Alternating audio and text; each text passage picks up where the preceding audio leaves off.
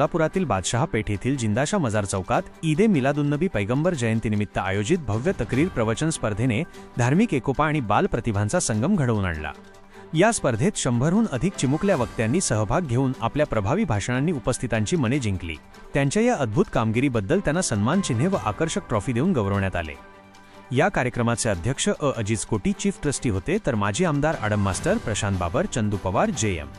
शिकलकर, बाबाभाई अड्डेवाले, मतीन शेख, बडेपीर मुतवली, चांदसाब खैरदी आणि वसीम अन्सारी यांसारख्या मान्यवरांनी प्रमुख पाहुणे म्हणून उपस्थिती लावत कार्यक्रमाची शोभा वाढवली। या स्पर्धेच्या यशस्वीतेसाठी नुरानी मशिदीचे हाफिज अफसर रजा साहेब यांनी अथक परिश्रम घेतले।